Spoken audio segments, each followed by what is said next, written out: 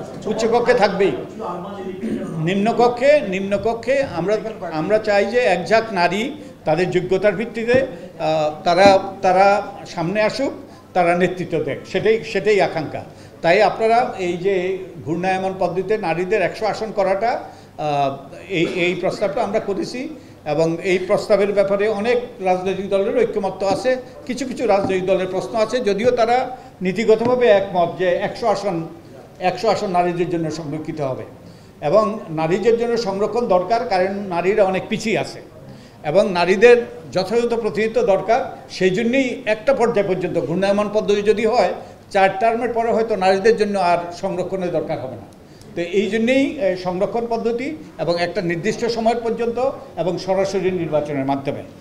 আর আরেকটা জিনিস বোধহয় ওই যে ক্ষমতার কুক্ষিগত করা, ক্ষমতা এক হাতে সব ক্ষমতা একত্রিত হওয়া। যে প্রধানমন্ত্রী যেটা হয় আমাদের, যেটা হয়ে আসছে, প্রধানমন্ত্রী যিনি প্রধানমন্ত্রী, তিনি যারা নির্বাচনে জিতবে সংখ্যাগরিষ্ঠ আসনে, তাদের সংসদীয় নেতা তিনি হবেন প্রধানমন্ত্রী। অবশ্যই তাদের সংসদীয় দলের নেতা হবে প্রধানমন্ত্রী, কিন্তু তিনি যদি সংসদের নেতা হন তাহলে কিন্তু সমস্যা আছে, কারণ প্রধানমন্ত্রী হবেন নির্বাহী বিভাগের প্রধান, আর সংসদ হলো আইনসভার প্রধান, আর সংসদের প্রধান হলে ক্ষমতার যে পৃথকীকরণের নীতি সেটা বিঘ্নিত হয়। আর আরেকটা হলো সবচেয়ে বড় ঝুঁকি হলো যদি একই ব্যক্তি যদি প্রধানমন্ত্রী, সংসদ নেতা এবং একই সাথে যদি দলীয় প্রধান হন, তাহলে কিন্তু যে এক ব্যক্তির এক নায়কত্ব প্রতিষ্ঠা হওয়ার পথ দৃঢ়ভাবে প্রতিষ্ঠিত হয়। কারণ চিন্তা করে দেখেন, 2008 সালে যে আওয়ামী লীগ যে নির্বাচন ইশতেহার দিয়েছিল, যে দিন বদলের সনদ, সেই দিন বদলের সনদে তারা অনেকগুলো পরিবর্তনের কথা বলছে। দলবাজির অবসান ঘটাবে, তারা রাজনৈতিক সংস্কৃতি পরিবর্তন আসবে, চাঁদাবাজি, তারপরে ওই যে কি বলে চাঁদাবাজি, তারপরে দলবাজি, টেন্ডারবাজি ইত্যাদি সব কিছুর পরিবর্তন করবে। তারা বিরোধী দলকে এমনকি ওই যে সংসদের যে ডেপুটি স্পিকারের পদ দেবে ইত্যাদি।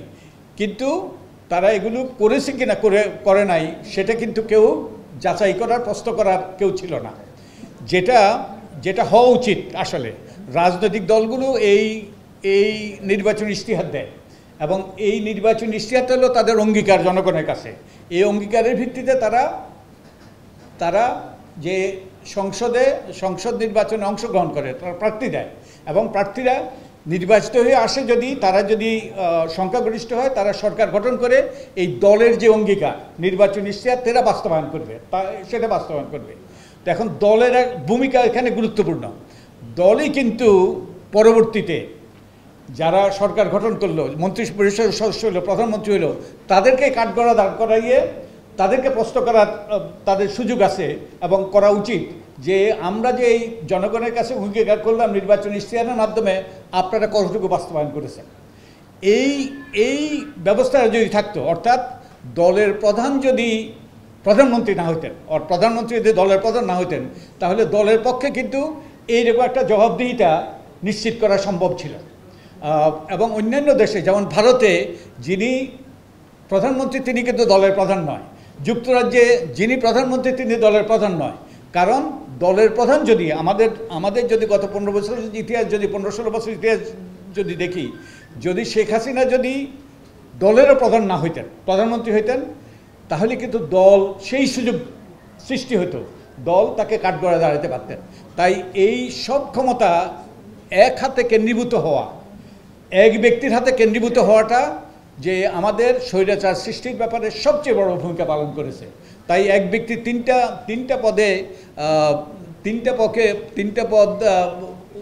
তিনটা পদে আসীন হওয়া, আমি মনে করি যে আমাদের স্বৈরাচার সৃষ্টির ব্যাপারে বড় ভূমিকা পালন করেছে। তো এই জিনিসটা আপনাদের পরিষ্কার হওয়া দরকার। তাই এই যে শেখ হাসিনা যে স্বৈরাচার হলো, ফ্যাসিবাদ হলো, শেখ হাসিনা যে দানবে পরিণত হলো, এটা শেখ হাসিনা যেমন দায়ী, তার মন্ত্রিপরিষদ যেমন দায়ী, ঠিক তেমনিভাবে তার দল কম দায়ী নয়, বরং দল বেশি দায়ী। কারণ দলেরই দায়িত্ব ছিল সেই তাদেরকে দায়বদ্ধতার কাঠগড়ায় দাঁড় করানো। তার আর কোনো প্রশ্ন আছে কিনা? এই প্রশ্নগুলো সম্পর্কে যেই প্রশ্নপত্রটা আপনাদের দিকে দিয়েছি জরিপের, আর কোনো প্রশ্ন আছে কিনা আপনাদের? কোনো ব্যাপারে আর অস্পষ্টতা আছে কিনা? কারো অস্পষ্টতা আছে? আমরা শিগগিরই শেষ করব। কারো যদি অস্পষ্টতা থাকে আমরা অস্পষ্টতা দূর করতে পারি। ওকে, তা না হলে আমি কয়েকটা কথা বলবো। আমাদের এই যে গত জুলাই মাসের যেই গণ অভ্যুত্থান, তার অন্যতম দাবি ছিল একটা সুষ্ঠু নিরপেক্ষ নির্বাচনের মাধ্যমে আমাদের গণতান্ত্রিক উত্তরণ ঘটানো। এখন গণতান্ত্রিক উত্তরণ ঘটানো শুধু সুষ্ঠু নিরপেক্ষ নির্বাচনের নয়, গণতান্ত্রিক উত্তরণ ঘটালেই কিন্তু স্বৈরাচারের আবির্ভাব ঠেকানো যাবে। তা এখন এই গণতান্ত্রিক উত্তরণের জন্য, সুষ্ঠু নিরপেক্ষ নির্বাচনের জন্য এবং গণতান্ত্রিক উত্তরণের জন্য অনেকগুলো অংশীজন আছে। সবচেয়ে বড় অংশীজন হলো নির্বাচন কমিশন। নির্বাচন কমিশনের দায়িত্ব সুষ্ঠু নিরপেক্ষ নির্বাচন করা। তারপরে দায়িত্ব হলো রাজনৈতিক দলের।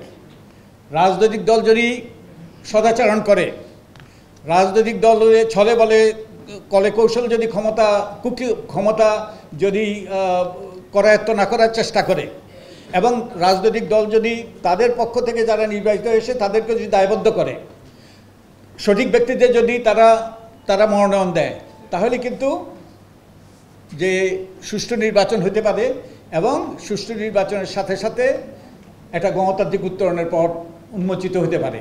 একই সাথে নাগরিক সমাজেরও গুরুত্বপূর্ণ ভূমিকা আছে। এই আমরা যারা আছি, আমরা যদি সোচ্চার, সচেতন, সক্রিয় হই, আমরা যদি প্রতিবাদী হই, আমরা যদি দাবি করি যে আমার রাজনৈতিক দলগুলোকে সৎ যোগ্য ব্যক্তিদেরকে মনোনয়ন দিতে হবে এবং তারা সততার সাথে, নিষ্ঠার সাথে জনকল্যাণে কাজ করতে হবে, তাহলেই তারা বাধ্য হবে। তাই আমাদের নাগরিক সমাজেরও সচেতন হওয়া, সক্রিয় হওয়া, সোচ্চার হওয়া অত্যন্ত গুরুত্বপূর্ণ।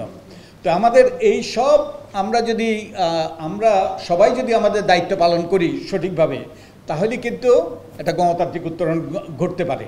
তো আমরা এই যে প্রচেষ্টাটা, এই যে উদ্যোগটা, এটা কিন্তু নাগরিকদেরকে সচেতন, সোচ্চার এবং সংগঠিত করার এবং তাদের উচ্চকণ্ঠ করারই একটা প্রচেষ্টা। এবং এই প্রচেষ্টাটা সুজনের পক্ষ থেকে সারা দেশে করা হবে। 20টা জায়গায় প্রাথমিকভাবে করা হবে। আমরা আশা করছি যে হয়তোবা প্রত্যেকটা উপজেলায় এই রকম আলোচনা করা যাবে, তার মাধ্যমে মানুষকে সচেতন করা যাবে এবং সোচ্চার করা যাবে।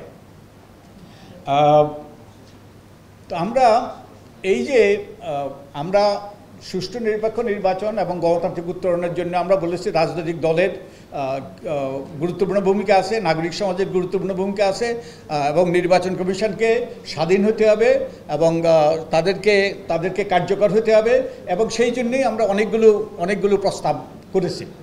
তো এখন আমরা তো সবাই চাই, আমরা রাজনৈতিক দলগুলো অবশ্যই চায় দ্রুততম সময়ের মধ্যে নির্বাচন হওয়ার, এবং আমরাও চাই দ্রুততম সময়ের মধ্যে নির্বাচন হওয়ার। তো এখন এই নির্বাচন যদি দ্রুততম সময়ের মধ্যে হতে হয়, তাহলে আমাদের প্রত্যেকের কিছু করণীয় আছে। আমরা যে সংস্কার প্রস্তাবগুলো দিয়েছি তাকে 3 ভাগে ভাগ করা যায়। এই যে আমাদের 6টা সংস্কার কমিশন ছিল, এই সংস্কার কমিশনের এই সংস্কার প্রস্তাবগুলো 3 ভাগে ভাগ করা যায়। কতগুলো সংস্কার অধ্যাদেশের মাধ্যমে, এবং ওই যে তাদের অ্যাডমিনিস্ট্রেটিভ ডিসিশন, তাদের যে অ্যাডমিনিস্ট্রেটিভের বাংলা কি, প্রশাসনিক, তাদের প্রশাসনিক সিদ্ধান্তের মাধ্যমে কতগুলো বাস্তবায়ন করা যায়। এবং আমরা এই 6টা কমিশনের পক্ষ থেকে আমরা যেই সংস্কারগুলো সরকার করতে পারবে অধ্যাদেশের মাধ্যমে এবং তাদের অ্যাডমিনিস্ট্রেটিভ ডিসিশনের মাধ্যমে, সেগুলো আমরা সরকারকে দিয়েছি এবং সরকার এগুলো বিবেচনায় নিচ্ছে। এবং দ্রুতই আমি আশা করি, কয়েক সপ্তাহের মধ্যে আমি আশা করি যে এই দুর্নীতি দমন সংক্রান্ত, তারপরে বিচার বিভাগ সংক্রান্ত, পুলিশ সংস্কার সংক্রান্ত, নির্বাচন ব্যবস্থা সংক্রান্ত যেই প্রস্তাবগুলো আমরা সরকারকে দিয়েছি, যেগুলো অধ্যাদেশের মাধ্যমে এবং তাদের প্রশাসনিক সিদ্ধান্তের মাধ্যমে করা যায়, তারা আশা করি তারা দ্রুতই এগুলো বাস্তবায়ন করবে। তার ফলে আমরা সুষ্ঠু নির্বাচনের পক্ষে এক ধাপ এগিয়ে যাব।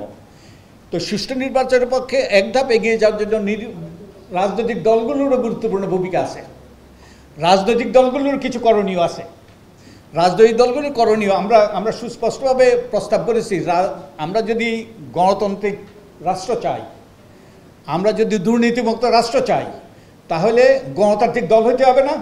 দলগুলো তো গণতান্ত্রিক হতে হবে, দলগুলোর আর্থিক স্বচ্ছতা থাকতে হবে, দলগুলোর তাদের নেতাকর্মীদের মতামতের ভিত্তিতে তাদের মনোনয়ন দিতে হবে, যাতে সৎযোগ্য ব্যক্তিরা মনোনয়ন পায়। তাই দলের এখন সংস্কার দরকার।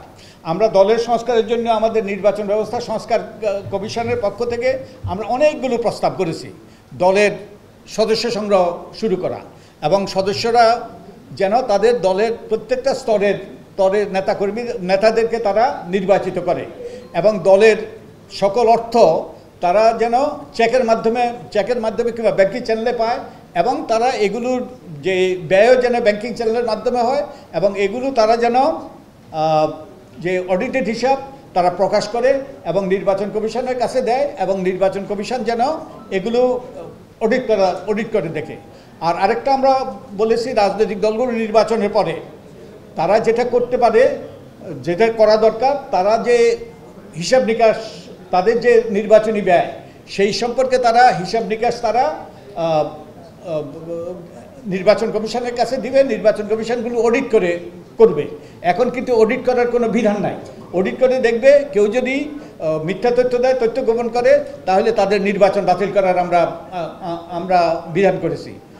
তো আমরা সরকারের করণীয় সম্পর্কে বলেছি। এখন রাজনৈতিক দলের করণীয় হলো তাদের দলের সংস্কার করা এবং দলের যে স্বচ্ছতা নিশ্চিত করা এবং একই সাথে তাদের লেজুর ভিত্তিক ছাত্র সংগঠন, শিক্ষক সংগঠন, এইসব সংগঠনগুলো এবং শ্রমিক সংগঠন এবং পেশাজীবী সংগঠনগুলো যেন বিলুপ্ত করে এই বিধানগুলো এবং বিদেশি শাখা যেন বিলুপ্ত করে। তো এই রাজনৈতিক দলগুলো সুষ্ঠু নির্বাচনের জন্য এই কাজগুলো তারা স্বপ্রণোদিত হয়ে এখনই করা দরকার। সৌভাগ্যবশত আমরা খবরের কাগজের মাধ্যমে দেখেছি, সংবাদপত্রের মাধ্যমে দেখেছি, বিএনপি তারা একটা সদস্য সংগ্রহ অভিযান পরিচালনা করছে। তো আমি আশা করি সব দলগুলো সদস্য সংগ্রহ অভিযান শুরু করে তারা এই নির্বাচনের আগে যাতে তাদের দলের সদস্যরা কাদেরকে মনোনয়ন দিতে হবে সেগুলোর ব্যাপারে ভূমিকা রাখতে পারে, তারা যেন এই কাজটা এখনই শুরু করে এবং এই কাজটা তারা যেন অব্যাহত রাখে। তো তাহলে রাজনৈতিক দলের এই গুরুত্বপূর্ণ কাজটা এখনই শুরু করা দরকার। আরেকটা কাজ শুরু করা দরকার, আমরা চাই যে রাজনৈতিক দলগুলো যে সৎযোগ্য ব্যক্তিদেরকে মনোনয়ন দেয়। তো এই জন্য হলফনামার বিধান আছে।